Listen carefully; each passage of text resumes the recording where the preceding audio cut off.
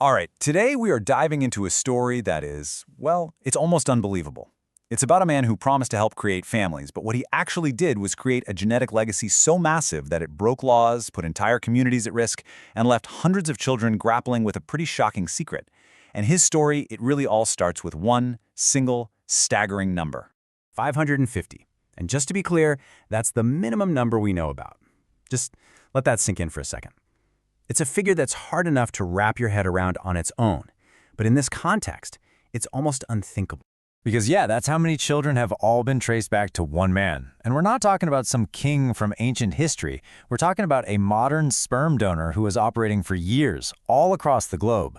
So the big question is, how on earth did this happen? And more importantly, what does it mean for the hundreds of families whose lives are now secretly and permanently intertwined? To get to the bottom of it, we first have to understand the man at the center of this whole thing and the system he figured out how to exploit. Because this wasn't just a local issue. This was a truly global deception.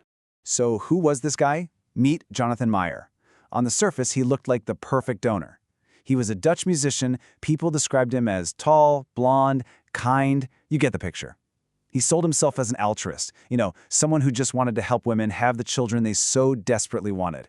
Now, to really get why what he did was so serious, you have to know about the rule he shattered. In the Netherlands, there's a really strict guideline, and it's there for a very, very good reason. A donor can only father a maximum of 25 children. That number is not random. It's specifically designed to prevent the absolutely devastating consequences of accidental incest between half-siblings who don't know they're related.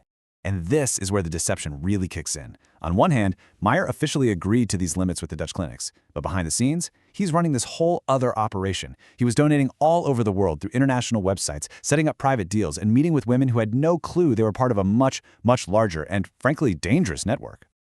You see, this wasn't just some harmless rule bending. What he did set off a genetic domino effect, one that had terrifying real-world consequences for the kids and their families. Just try to imagine this for a moment. You use a donor, you have a child, you build your life in your neighborhood, and then, years down the line, a DNA test reveals that your child's half-sibling lives right down the street. That abstract risk suddenly becomes terrifyingly real. And it gets even closer. Another family found out their kid was going to the same school as a half-sibling. These kids were growing up as total strangers, living these parallel lives with absolutely no idea about their shared DNA. And for the children themselves, can you even imagine the shock? Thanks to services like 23andMe, some of them found out they didn't just have a few half-siblings. Nope, they had 40, 50, even more than 60. So let's just lay it all out. It all adds up to this complete nightmare scenario. You got the immediate, very real risk of accidental incest, the long-term genetic problems, and of course, the huge psychological shock for families who thought they were making a safe, controlled decision. As more and more of these discoveries came to light, a group of parents, totally horrified, decided they had to do something. And that sparked a legal battle to try and stop him for good. And thankfully, the courts did respond. In 2023, he was ordered to stop donating sperm, period, anywhere in the world. But when it seemed like that might not be enough, the court took it a step further in 2024.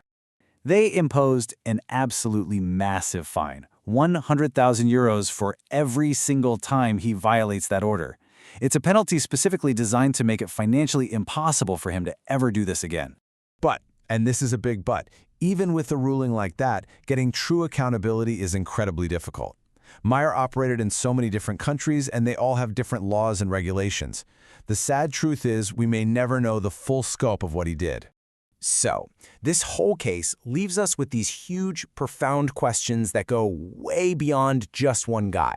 They touch on genetics, ethics, and really the very definition of family in the 21st century. First off, what about the kids? What are the long-term psychological effects of finding out that your personal identity is actually shared with hundreds of strangers? And then there's the bigger picture, the societal one. What are the real genetic risks when a DNA pool gets so dangerously concentrated in certain areas, all without anyone even knowing it's happening? And maybe the most unsettling question of all is this: how did a system that's supposed to create life and protect families allow one man, who was basically operating right out in the open, to deceive so many people for so long?